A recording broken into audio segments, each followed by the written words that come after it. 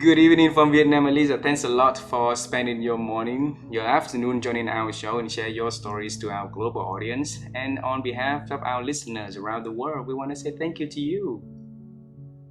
And I thank you. It's my pleasure and honor to be here today. Thank you. And you haven't been to our country, so please put it into your bucket list. So if you ever decided to travel to Southeast Asia, make sure you go to Vietnam. We would love to take you and your family around town. Thank you. This is very kind. It's already on my to-do list, so now I will prioritize on it. Yeah, wonderful to hear. And for a little taste of our culture, Elisa, it's a great honor for us to have you to do a little introduction about who you are and the work you are doing. Can you do that for us, please? Absolutely. So I'm currently co-leading the Management Lab at Capgimini Invent. The Management Lab is a global think tank, and we specialize in management theories and practices. We work at the intersection of academia and the business world, the so-called the real world. And what we try to do is to take the latest ideas and turn them into practice and make them actionable for business leaders around the world. Over the years, we also exercised our own muscle of developing a thought leadership. And so in addition to ideas developed by others, we are also originators of some novels ideas. So more than happy to share some of them with you and your audience today. Wow, wonderful, wonderful. And Elisa, you do a lot of amazing things. You only share with us in less than 60 seconds. That's not fair for our audience. So, and the whole conversation is to unveil the journey that leading to what you are doing today. So, allow us to travel time together, shall we? Absolutely, ready. Okay. When I was little, I was fascinated with space travel, right? So I love to one day become an astronaut, wearing the suit and jump in a different planet. But life didn't give me any chance to do the thing that I loved when I was little. So for Elisa, when you were a little girl, what was your dream about your future and the works you're gonna do in the future, though? Wow, interesting question. And you know what? I don't think I had just one dream. So when I think back, at least two dreams pops up in my mind. So the first one I recall was the dream to become a lawyer. Because when I was around 5 or 6 years old, my parents, they loved watching this TV show on the Italian TV, which was about some lawyers debating some topics and simulating some real cases, and the anchorman was so good, in engaging the audience, and it was so fascinating. So beyond the content, which obviously I couldn't grasp because I was too little, but the overall show and the dynamics and the type of conversations that we're having, so I decided, one day I will become a lawyer. And then it dropped from my list at some point. I don't remember when this happened. And then I started dreaming about, let's say, playing a role in some public international organizations. And when you are, let's say, around 10, 12, at least you get some exposure to some cool jobs like becoming an ambassador. And so I said, why? This will give me the opportunity to travel.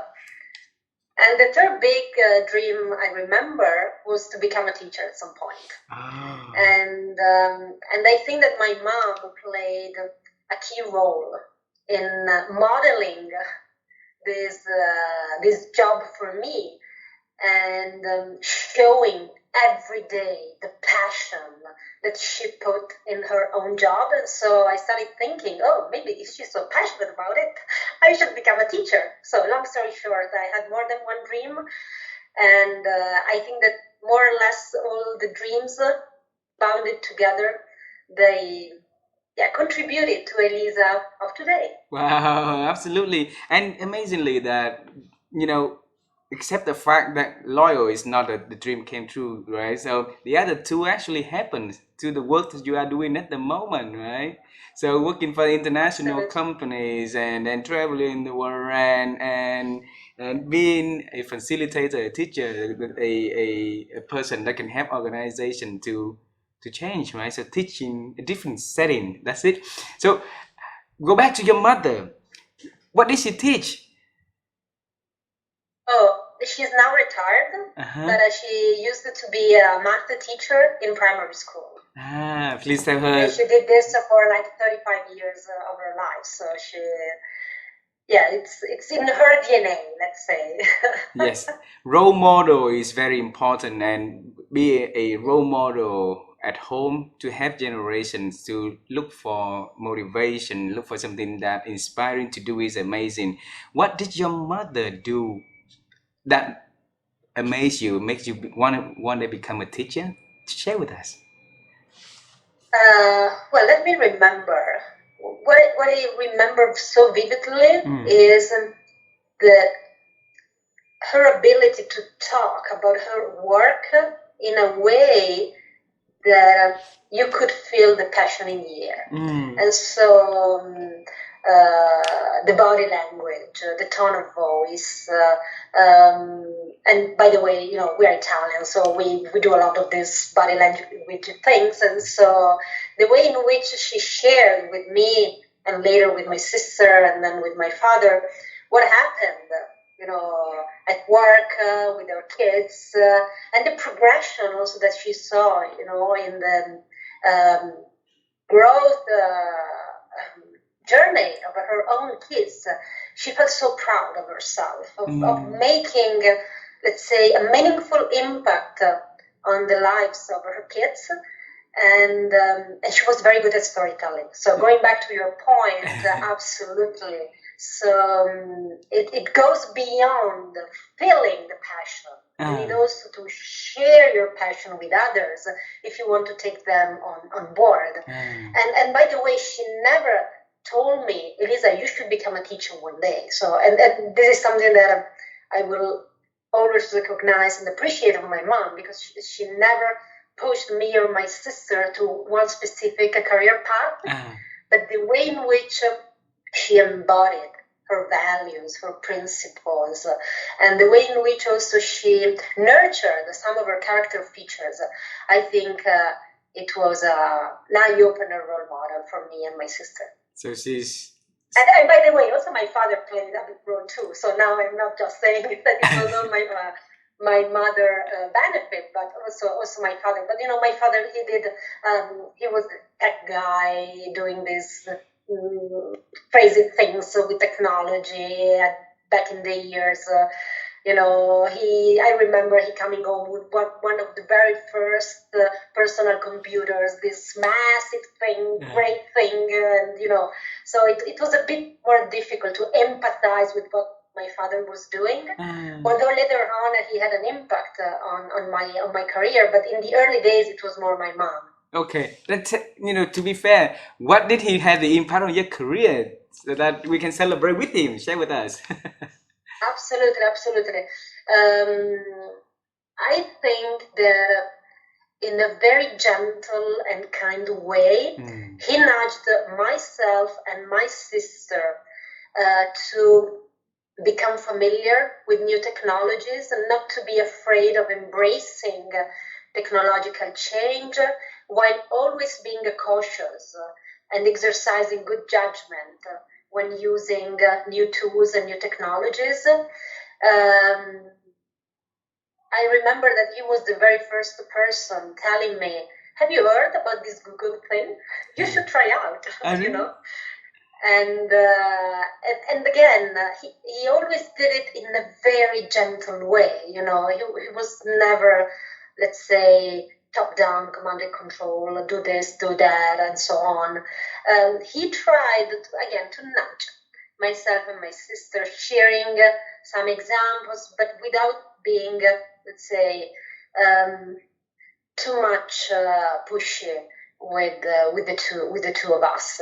And yeah, so later on in my career, you know, when I studied, especially in the consulting world, I immediately realized, you know, the importance of, let's say, being open to technological shift, to avoid thinking that, oh, this will never touch my job. This will never be something that I should be familiar with or I should be knowledgeable about. And this is also what happened recently with generative AI. So so a big thank you also to my dad. And amazing. You see, your mother and your father was so amazing in the way that they mentoring and coaching you and guiding you and your sister through the journey of change, so that you guys are ready to any change that could ever happen in this ever changing world, right? So I want to bring you to the high school time. So at 10 years old, you inspired to one day become a teacher, right? And that at high school time is where when you finish high school is when you decided, okay, what major you're gonna come and you're gonna take, because it's gonna shape the way for your future, near future. So what did you choose to study then? So I choose obviously public administration and international organization economics. So I studied at Bocconi University, and this course was a 3-year course. And during this first, let's say, university experience, I use the term fell in love, in the sense that, I was so amazed by the quantitative aspect related to some of my courses. And so then I shifted to economics and social sciences. So the last 2 years, I left, let's say, the international ecosystem, and I specialized more on quantitative methods for research. And so I'm an economist by background. So how the journey from graduating to the works you are doing at Capgimini at the moment at the management lab? Wow. Well, in between, a lot happened in my life. Okay.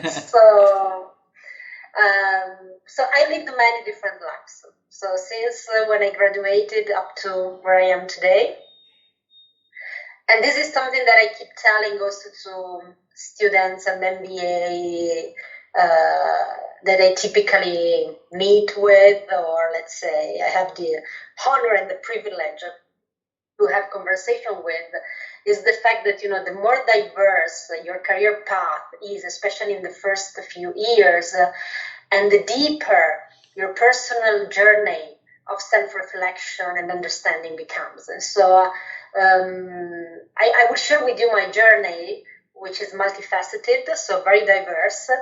But now looking back, it gave me the unique opportunity to understand who Elisa is and who Elisa can become. Okay, so right after the university, so when I graduated, I started working at the university as a research assistant and teaching assistant within the economics department, in particular labor economics field, with one of the, let's say, most brilliant minds and thinkers globally. He's Professor Tito Boeri, and it has been a fascinating experience, very, very hard and challenging, as you can imagine, because the bar of excellence is more than 100%. It's so high that it feels impossible to achieve, but it gives you also the intrinsic motivation to invest, all your effort, all your time in doing the best that you can, and in learning as much as you can. So I felt like a sponge in the first 2 years working with this professor and his unique research team. So I absorbed so much. Always with this humility and feeling that, I was probably 10% compared to them, but always felt part of the team. And again, this is another important learning that I keep in my toolbox when I look back, because the fact that also junior people should feel, let's say, part of a more senior team. And especially in the early days, probably they will not contribute because they have no clue how to contribute. But the fact that you're making them feel part of the team can have massive impact on the motivation and the so-called drive. Daniel Pink would say the drive of these people. And so this happened in the first few years, just after I graduated. And then all of a sudden, I applied for a job posting online. It was an anonymous job posting. They were looking for a research assistant in a anonymous center in the middle of Paris. And I was, let's say, attracted by the fact that it was so mysterious, so anonymous. And so I traveled to Paris, and then when I got there, I still remember, I was just staring at this big door, typical Parisian door, close to Champs-Élysées.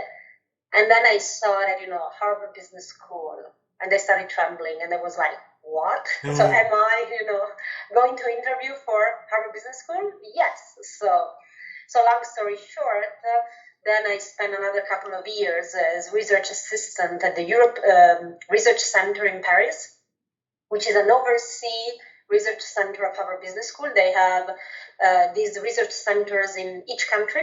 So they have one in Europe, South America, in India, in China, if I well remember, and again another, let's say, totally unexpected experience in my life.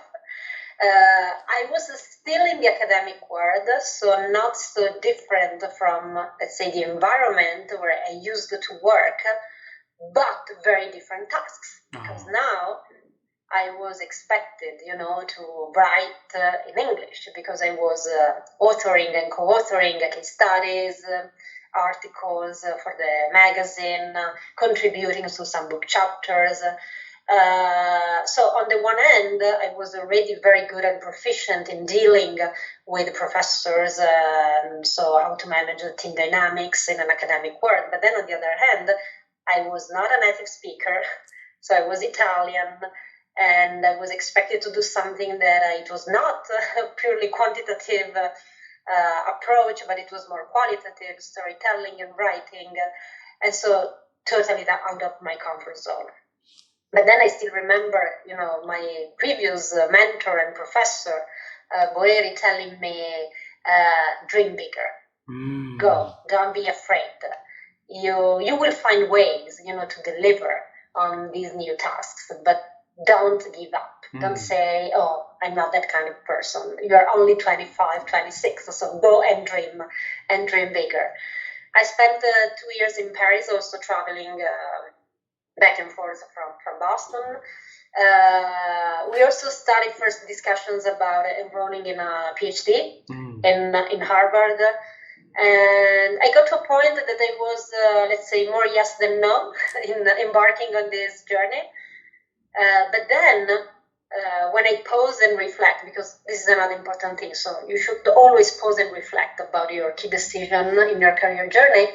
I evaluated very carefully the pros and cons, and I felt that I was not mature enough to embark on a PhD journey, because I wanted to see, let's say, more things, different things, especially on the other side of the world. So far I had spent 4 years and a half in the academic world. I also wanted to have a view and a foot in the real world, in the business world. And so that's why I got to meet my former boss, Alessandro Di Fiore. He was, by the way, the publisher at that time of Harvard Business Review in Italy.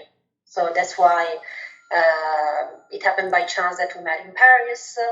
And he was starting his new venture, strategy consulting, with a branch, let's say a small branch for research center. And so he asked me to lead the research center, but then, we were such a small boutique consulting firm that in the end I had one foot in the research center and one foot in the consulting assignments. And this paid off, over time, because I also had to practice a bit the lawyer job, to be honest, because when you're consulting with big firms, you feel, the more senior you become, that you need also to master some of the lawyer skills and capabilities, especially in negotiation, let's say. And so I realized over time that there's beauty and power in working at the intersection of these two words, and avoid the trap of becoming siloed. So, and this is valid both for professors and academics, as well as for consultants, but also for people working in large organizations.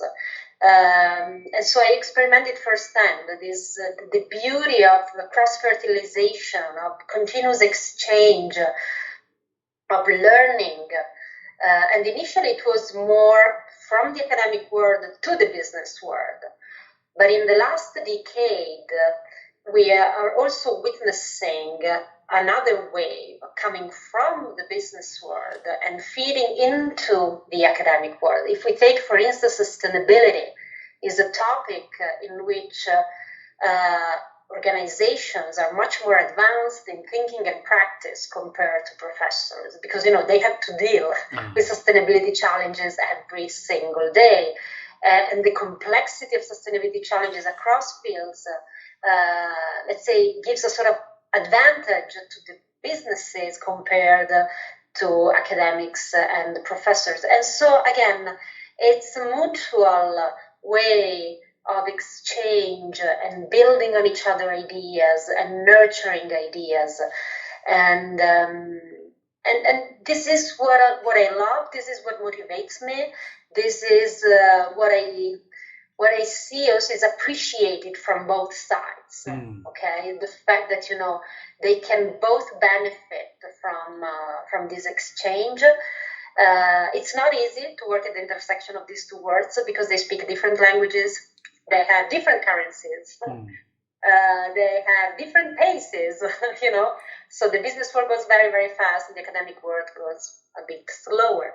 And then the currency of the business is typically money, visibility, but this is not the currency of academics, who are, willing to collect data and publish on top A journals and develop their own theoretical frameworks, while the business, they want solution now. And so again, it's a matter of balancing the trade-offs, but when the magic happens, is fascinating, the value that you can unlock when you can put different peoples at the same table.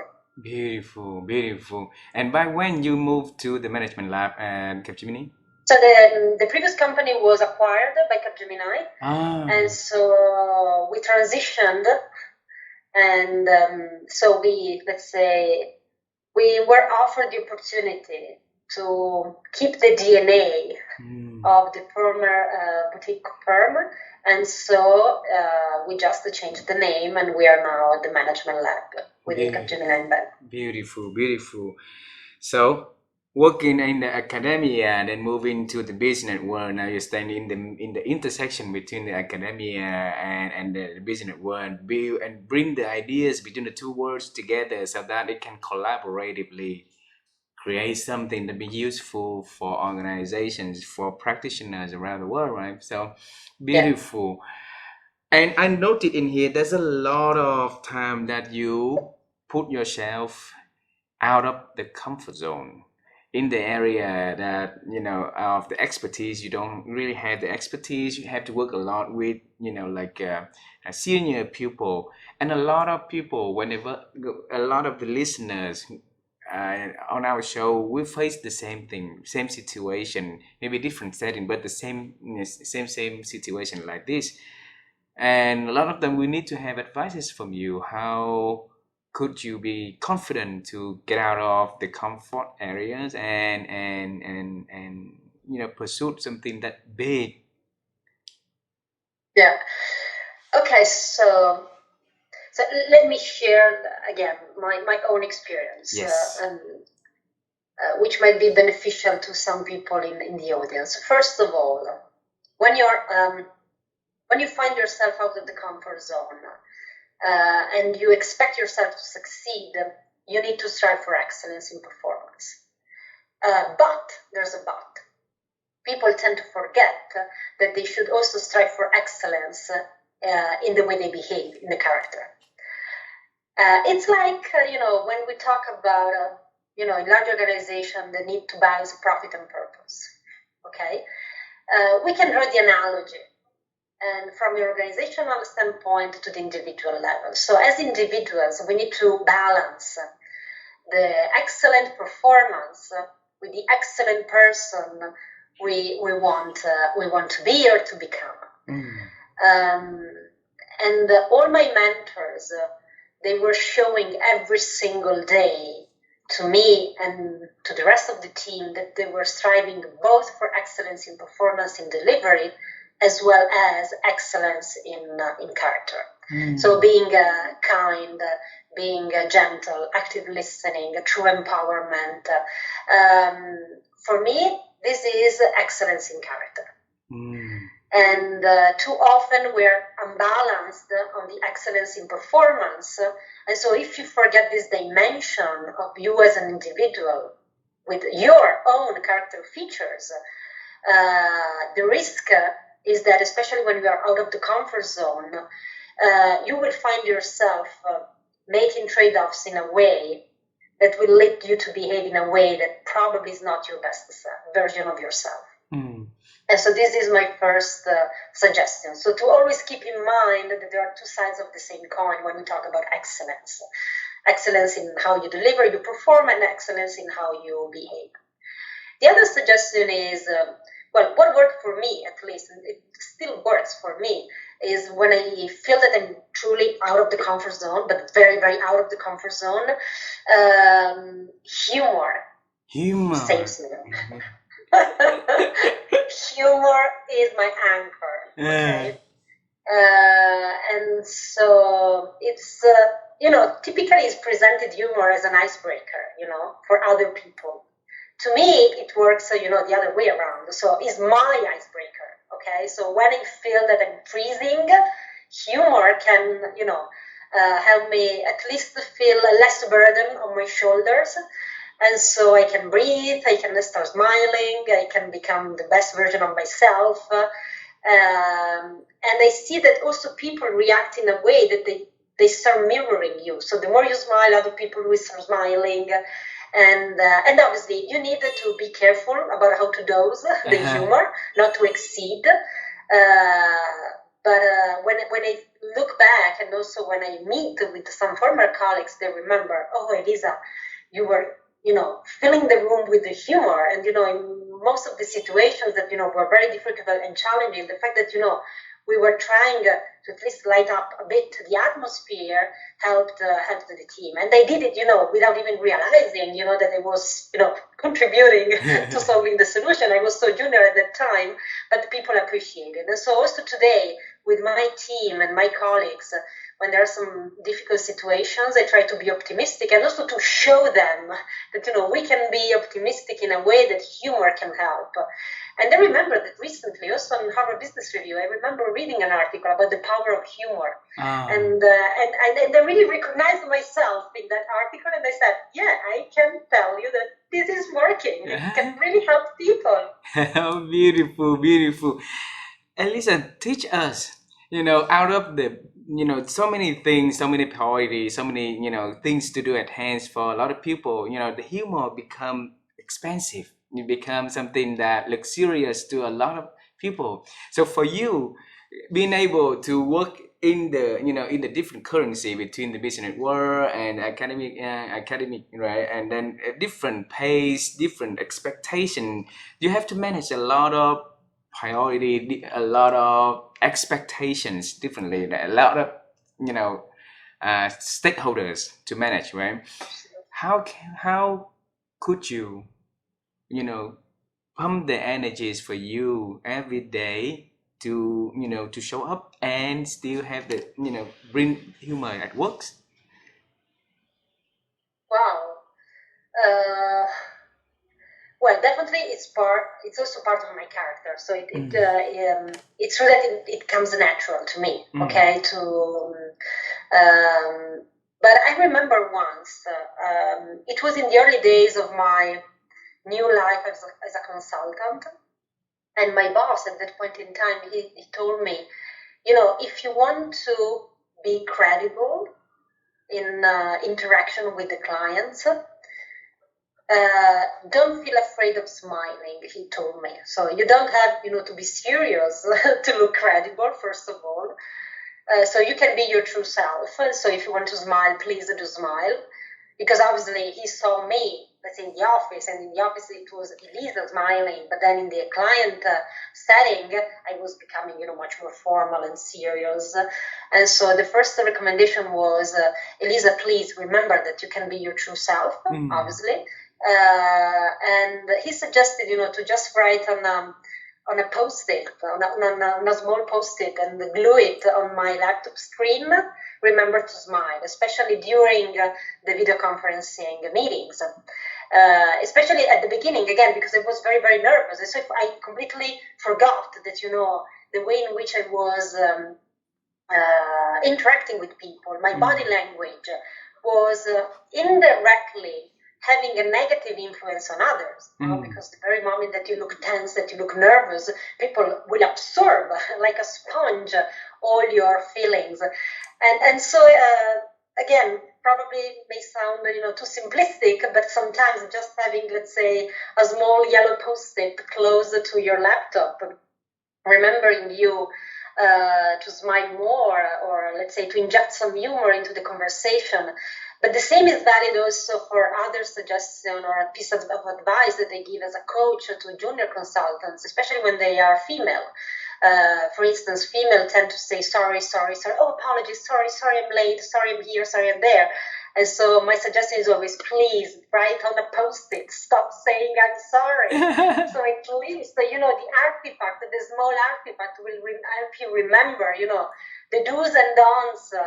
And I think that this is valid also when it comes to humor. So people who probably are not, let's say, natural, ironic people, okay, having a small post-it. And it's also important to give candid feedback to other colleagues, and don't be afraid, to do a pat to your colleagues, say, oh, well done the presentation, but next time, please, smile a bit more, you look too serious. Yeah.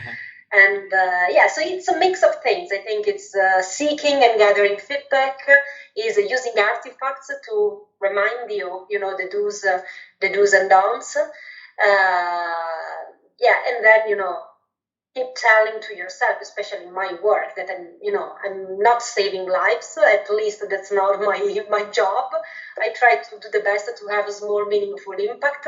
There are good days and bad days, but in the end, you want other people to feel good at work, to feel good at interacting with you. So put a smile on your face and try to have an impact on their lives. Yes, and then you guys are doing amazingly, to help organization to improve, right? And then when they can make improvement on their organization, then they can create a better work environment, and then the employees going to work happy, then they're going home happy, and the conversation at the dining table at home would be happy. That then it's build a hope and dreams for young generation, their children, going to work in the future, be happy. So thanks a lot for doing that. I note down in here is the work balance also, Elisa. Okay, so you have been working with incredible bosses, and then now you're the one also, making that balance between performance, right, and character with performance and personal, right, and balance is extremely debatable these days. So how could you and your bosses, what did you guys do that can make that balance in between that two paradigm? Well, first of all, I think that you need some hard rules and some guardrails if you want to protect and preserve and foster such balance. And so, to different extents and, let's say, different ways, because again, I worked in different cultures. I worked in Italy, I worked in France, I worked in the US, I worked in Germany. But overall, what helped me and my colleagues strike the right balance was the fact that there were some fixed rules and fixed pillars. And I give an example. For instance, Saturday and Sundays are not meant, for doing work, unless and this is the exception and not the rule, we align on the Friday before leaving the office, and we say, okay, this is an important deadline that we have on Monday, based on your personal and family endeavors, who can help on this and who can contribute during the weekend. But it's a joint decision about how to deliver in special conditions, for instance, during the weekends. During the week, the late hours is more, let's say, on a day-to-day basis. It truly depends. This is typically in the life of every consultant, but the weekend is sacred to me. And the other point is that I saw a dramatic shift and change in perspective when I compared the before and the after the pandemic. So before COVID-19 outbreak, consultants, they were not even able to think, that another life could exist or other ways of working could exist. Okay, it was you in the office / at the client side, full stop. Yeah. The pandemic changed the game. And changed also the minds and the hearts of the most senior people who probably and most likely had unique opportunity to spend more time with their own families. Yeah. And so, for instance, also today within Capgemini, we can, let's say, handle the remote working as we see it fits. So depending on the deadlines, depending on the client endeavors, it's our decision to balance. Obviously, few days in the office are mandatory, but I think it's a good rule, also to force people to go back to the human interaction. But then on the other hand, you need to give people the freedom and the flexibility, and I think it's also the glue that can help cultivate trust. Yeah. Between the employee and the employer. The fact that I trust you, notwithstanding you are in the office or at home, that you will do the job at your own best. I think it's also the result of some rules like this that inject some flexibility into the way of working, and indirectly they impact on the trust index or the trust level between people in the organization. But definitely the pandemic changed dramatically. Yep. And when I hear some of our clients going back to the 5 days per week in the office, the old way of working,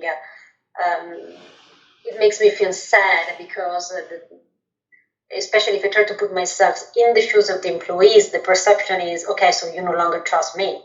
So the way in which you're making decision now maybe is a reflection of the fact that something happened, so you no longer trust us that we can work from home.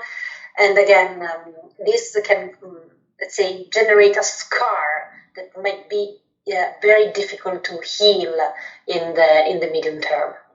I think the pandemic, it teaches a lot of new things to a lot of us also. So it took life, but also create a new way of living also, and it's too new for the business world to really understand it, and in the academic world also doesn't have a lot of data to back it up. So the management lab at Capgemini is the way that can help to bridge that gap and help business leaders make sound decisions for their organizations. And so tell us, with a lot of new changes also, with the generated AIs and a lot of things like that, and your work's even more important these days. Tell us what your life is doing. So generative AI has been a big bang for all of us. Yeah. And I must be honest that exactly 1 year ago, I was a bit skeptic about, how generative AI or this ChatGPT thing could impact our way of working, but also our contents and our, let's say, approach of delivering both the thought leadership and some client projects. And then within our team, I need to thank my colleagues who pushed me, again, nudged me, like my father did. And this reminded me immediately my father, why don't you, let's say, open an account on ChatGPT and start playing with it. Let's have a look. Because, they kept saying it to me, we're a bit amazed by, the potential of this thing. So why don't you develop your own point of view? And then in parallel, editors, publishers with whom we, let's say, regularly interact with, they started asking for our point of view, my point of view on generative AI, especially for management. And so when I bundled the two things, I said, they are nudging me to start playing with the thing. Externals are asking for my point of view. Maybe it's time now for, going online and have a look at this ChatGPT thing. So it goes without saying that it was, let's say, a wow experience. Okay. So our first approach to generative AI was to start using it within our own domain of expertise. And so being experts on management theories and practices, we said, okay, let's start experimenting with the machine in a way that we feel we have the expertise to judge and to differentiate whether the output is of good quality or is an hallucination or is lacking some information and so on. And again, this is one of the recommendations that I always give to people. So start from what you know. Because if you want to feel confident and comfortable in challenging the machine, start from your own field of expertise. We published an ebook with Harvard Business Review Italy. It was June last year. And we shared the results of our first experiments in which we were asking ChatGPT how generative AI can either enhance or radically disrupt some of the most popular theories. And the book was a success in the sense that, we were approached by many people, online, offline, because to be honest, we were pioneers. We were the very first ones asking such questions about the impact of this technology on management. Then we traveled to the US and we did some sort of, let's say, small roadshow across various universities on the East Coast. And at that point in time, they were listening in a curious way. They were asking questions, the academics.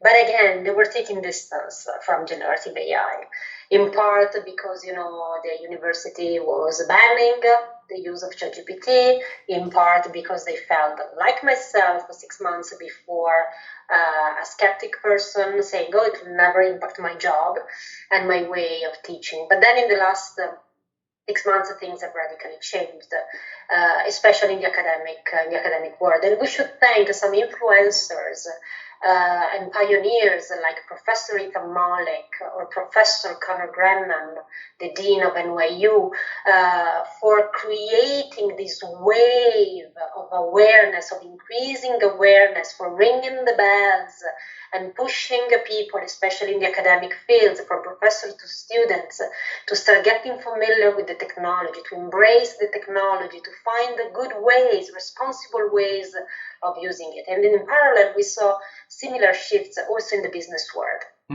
But there's a but. If on the one hand, the percentage of executives who buy into this concept of generative AI, who believe that this is a disruptive technology to be embraced, to invest in, and so on and so forth, only a very small percentage of these executives use it on a daily basis.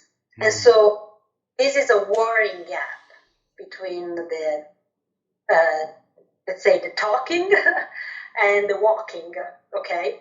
So this knowing-doing gap is something that needs to be urgently filled in.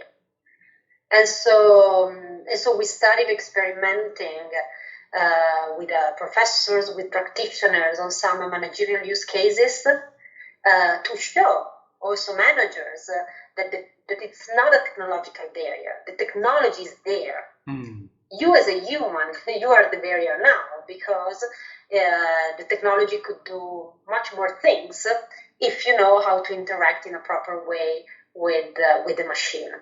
And so again, long story short, over the last 8 months, we've been, let's say, prototyping some human-machine conversations, which can either, let's say, be applied with a conversational interface like ChatGPT, or they can also become a bot. But this is not the point. It's not the technological solution. It's the way in which we as human can drive and architect the conversation with the machine. And this is very overlooked. And this is still overlooked as an aspect. The most common narrative is about how to use generative AI for automation, semi-automation, as an assistant. We are all familiar with the Copilot concept, thanks also to Microsoft 365 Copilot. But this is just one way of interacting with the machine. The more complex the tasks, the more uncertain some problems, the different interaction mode is needed. And so this is what we call the co-thinker. So the machine can be either your assistant co-pilot or can become your sparring partner. And this is not about pushing a button and waiting for the machine to give you the magic answer, the perfect solution. It's about interacting with the machine. And the machine is very good at taking different roles, at taking the point of view of different stakeholders. The machine is very good at becoming your methodological guide, especially on well-known theories and practices, what I mentioned at the beginning. So the first experiment was a wow moment. We realized that the machine was very proficient in theories like blue ocean strategy, okay? And so it truly depends on how you can strategize the conversation with the machine. But then ultimately, is you, the human, making the decision? Is you, the human, deciding what type of conversation would like to have, the type of output?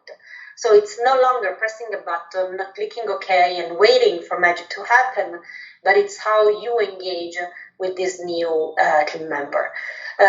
This requires building a capability. So we are at the dawn of a new management capability. And the academic world has now fully realized this compared to 1 year ago. And so they are investing, in aligning the course, teaching material, and so on to fill this gap. Managers and executives are understanding that, they can't watch from the outside, but they need to get also themselves the hands dirty with the technology. And ultimately, we need also to raise awareness on the importance of the mindset, of the character, what I was saying before. So the machine will be a booster for our excellence in performance, but it's our duty and responsibility to also boost and make sure that we are also excellent humans in the way in which we use the technology. So the mindset that we would like our people to embody and to embrace when using AI, generative AI, metaverse, and all the new technologies that are coming up on our way, we need to be excellent humans, responsible humans. And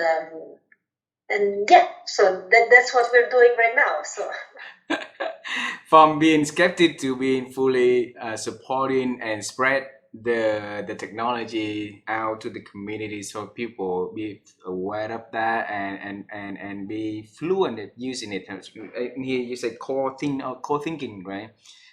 So a lot of people now are afraid of the generative AI. The will replace their jobs, right? And definitely new job will come in replacement, and the old job will be obsolete because of the technology disruptive like this, right? So, in your opinion, what would be us focus on learning and growing so that we can cope with the change of the generative AI?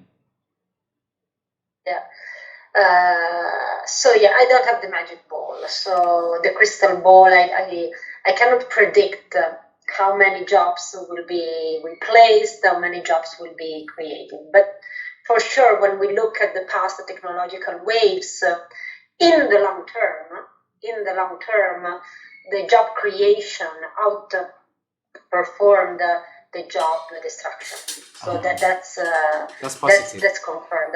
But this is in the long term. So in the short term, we should expect some disruptions, as you were saying. So, and we're already, let's say, experiencing this. So if you analyze, for instance, the traded gigs on platforms like Upwork, capability sourcing platforms where you can find experts and buy days, hours of these experts. There are some tasks, some jobs that are dramatically reducing in terms of demand. And there are a lot of research studies and academic papers that confirm a stronger correlation between the advent of ChatGPT and the like tools with this dramatic shift and reduction. But then others have also increased as well. And so again, we need to be ready and flexible in adapting to these shifting waves of jobs, but I would say of tasks, creation and destruction. Because when I look at the common management tasks, the single task, if you unpack it, there could be some subtasks that are already today fully automated by the technology, but other subtasks that truly need you in order to be completed and successfully executed. And so, again, I think that this goes back to the H factor. So in the formula, the most important element is not the technology, but is the human. The human in the way it designs, it develops the technology, in the way it uses the technology, and in the way also humans ponder decisions about future impact of decisions that you are making today on people, society, environment of tomorrow. So in practical terms, what people can start doing, first of all, stop talking about generative AI and start using generative AI technologies. There's not only ChatGPT in this world. Obviously, it's the most commonly used. It has the easiest interface. It's already multimodal. There are many other tools that can be used, and especially younger generations. They need to start exercising this muscle of being flexible and adaptable and becoming more and more familiar with new technologies as they make their entry on the technological landscape. The second point, as I said, start from your domain of expertise. Start interacting with the machine. You can start with, let's say, a pure assistance mode. So ask the machine to execute something for you, judge the outcome, evaluate, give feedback, enter into this mutual learning experience. Or once you feel, let's say, much more confident, you can also start thinking together with the machine. So you can tell the machine, in the type of conversation that you would like to be engaged with. You can tell the machine, what questions you would like the machine to ask you. Because this is the other key difference. Majority of people are using the machine, to ask a question and wait for the answers. But what I always tell them is, have you ever tried asking the machine to pose some questions to you and help you think and reflect on the answers? And then they look at me and they say, oh, can the machine do this? Absolutely. You need to instruct the machine. And this is not super sophisticated. You don't need to be proficient in coding or programming. It's just about being human. So tell in a conversational way the machine what you would like the machine to ask you, and then take it from there and build on the conversation. The point is that all of this takes time and takes effort, and we all know that people are lazy. And so most of these people say to me, oh, but I love to press the button and just wait.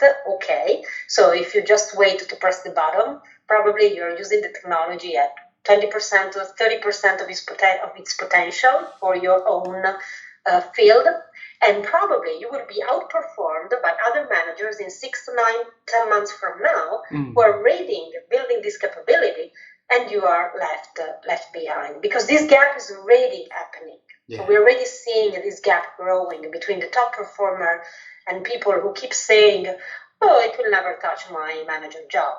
But if you start analyzing what the machine can do right now, already, let's say, a good number of tasks that can be well performed by the machine. And the good thing is that most of these tasks are routine, bureaucratic, admin, very time consuming. And so you can free up the time and use it, for thinking, for, let's say, brainstorming with your group, for reading, for studying. And so, again, I think it's our duty and responsibility to understand what the technology cannot do today, but can do it tomorrow, and should never do.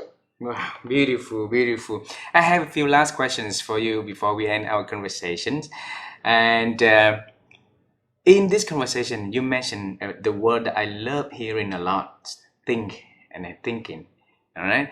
So my wife and I, we have been on a journey to helping people to improve their ability to think, because we believe that our thinking capability is diminishing. And if we can ask experts around the world on how they have been improved their ability to think and expanding their thinking capability over the years, and those listeners can listen to those tips and techniques so they can reflect, learn, and apply, that could help them to think better. And that is a starter for changing and making some positive change. So Elisa, how have you been improving your ability to think over the years? 3 ways. Read to think, write to think, and network to think. So first of all, you need to read, which does not mean, 1 book per week, but at least, let's say, 2 books per year at least. So you need to nurture your thinking with novel ideas, also outside, your field of expertise. So, but just by reading, you definitely can absorb novel ideas and approaches. The second, as I was saying, is writing. So when I was at Harvard Business School as a young case writer and research assistant, I experimented firsthand the power of writing. So put down in writing your thoughts and how powerful this can be in refining your thinking and spotting, let's say, overlooked items, asking yourself new questions. And the third point is about networking. So don't close yourself in a silos. Exchange as much as possible, converse as much as possible with others. We tend to say that we don't have time to read, to write, and to network. Well, maybe it's time to make the time for reading, for writing, and for networking. Beautiful, thank you. Read, write, and networking, right? So, Elisa, you have a lot of amazing people in your life who help you to grow through nudging instead of, telling you what needs to be done and stuff like that, right? And so there's an old saying that our network, net worth is about the value of the 5 people next to us most, right? So what kind of people that you like to spend time and or associate time with most in your life? Well, in the life of a consultant, you spend most of your time with colleagues and clients, which do not equate always to the best people you would like to spend your time with, but jokes aside, again, humor. So let me say that family first, family and friends, because they are the perfect mentors. They are people who know you as a person, who will give you the candid feedback you need in most of the situations. And so out of the 5 people, my suggestion would be also to make sure that you have some family and friends within your inner circle. And then at least 1 person that you admire, 1 person that, let's say, you feel it could be, let's say, the model you would like to aspire to. And I do understand that in most of the cases, these people are not, at easy reach, but there could be some intermediate levels, intermediate role models. And the third point is via LinkedIn. I discovered LinkedIn in the last, let's say, 3 to 4 years. Before, I was not a LinkedIn person. But for instance, going back to the networking aspect and looking for good positive influence, I'm amazed by the power of LinkedIn as a community, opening the doors to people that I would have never thought about reaching out and then meeting you, for instance. It's the beauty, again, it's the beauty of the community, of the networking, and how you nurture relationships. So that definitely it's a family, it's friends, is a role model, or people that you admire as role models, and also people that you don't know, but that you still admire and that you can, let's say, ghost in them on LinkedIn. So who is the person that you admire on your list? You want to share with us in this conversation? Oh, well, today I'm lucky enough that,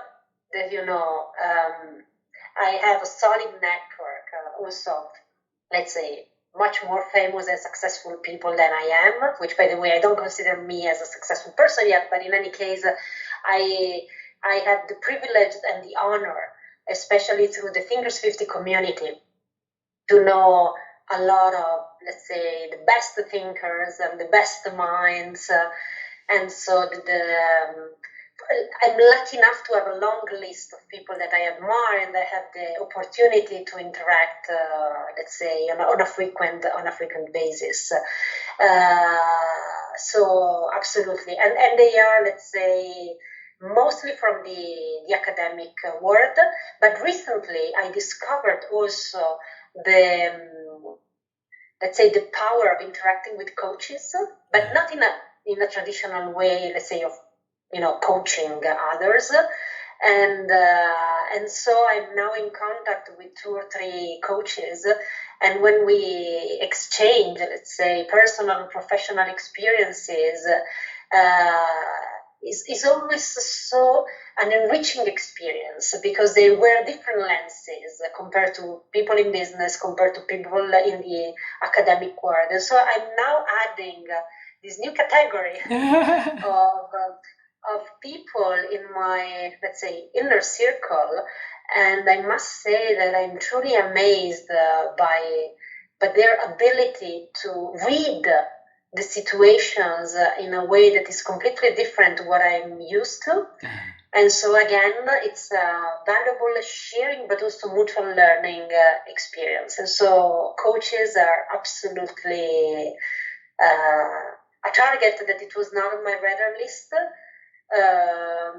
because I think this is very Italian. So we're not used at, a lot of coaching, which is a pity. I'm now realizing. So yeah, I definitely coaches are a great category to have in your circle. Our friends at Right, Coach Hub, a better up will be so happy hearing what Elisa just saying. Thanks for bring coaching into this conversation. I have 2 last one before we end the conversation. One, we know your dreams when you were young, all right? So 3 dreams, right? And then we know the works that take into the management life at Capgimini at the moment. And thanks for doing a lot of amazing work to help leaders make better decisions, make better strategy for their companies, and then make better change for their organizations also, to help create a better workplace for everybody. The future, we want to talk about it. If we're not talking about the future, it's not fair. Okay, so is there anything Elisa Farri is working on? She's happy, she's exciting, she want to share with us, so that we as an audience, we can celebrate with her in advance? Yeah, so 2 things. One, my first book. So I cannot, let's say, reveal yet what it will be about, but yeah, so hopefully by the end of the year, the first book will be published, which makes me very proud of, and together with a co-author. So And again, this is another important element that we didn't touch upon during our conversation, but the fact that, too often we are too concentrated on ourselves, but sometimes most beautiful things happen when you co-create with others, and this is the case of the book. Yes. And the second thing concerning the future, which is already part of the present of today, so I decided this year to spend and devote more time to raise awareness and to experience sharing more with the students, university students and MBA. And so I'm making the time to meet with these brilliant minds and try to inspire them. Because again, they are the leaders of tomorrow. Yeah. And so I can do my best with the leaders of today, but probably I can have more impact if I, let's say, inspire the leaders of tomorrow. So this is on top of my job, but it's highly rewarding, and so I will do more of it this year. Beautiful, beautiful. You build the seed today, and then that's it. 10 years, 20 years longer later, becoming a beautiful tree with with flower and fruits, right? So beautiful. Congratulations on the book. I really, curious about that. Please let us know when it's coming out, okay? Absolutely. So the last question is about you now.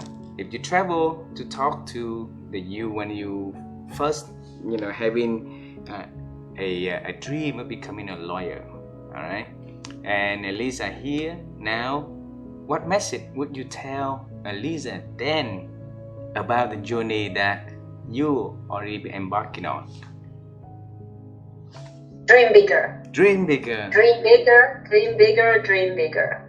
Don't dream average, but dream bigger. Elisa, absolutely. Thanks a lot for a beautiful conversation that we are having tonight, and I will join you in on spreading the awareness of the works you are doing, the importance of for us to make the doing instead of the talking and start the using the technologies. I will talk to my team to move the conversation ahead of time as soon as possible. I'll let you know in advance because I saw so many things in here that is very meaningful, but it's needed for us at the moment. So maybe in 3 months time it's late. Okay, so make time for what's important. Thank you for being so kind to share your amazing journey with humor also. So it reminds us a lot about living. And Elisa, I love to see you in person one day, and make sure that you put us in Vietnam to your bucket list. Okay? Thank you. I will do, and my thank you for walking me through this personal journey of self-reflection. So it has been an emotional journey. So thank you so much for making this happen. I hope you enjoy the conversation as I do. Okay. Thanks and say goodbye for now. Thank you. Yeah, I'll talk to you later. Let's keep in touch. Yes. Bye. Keep in touch. Bye bye.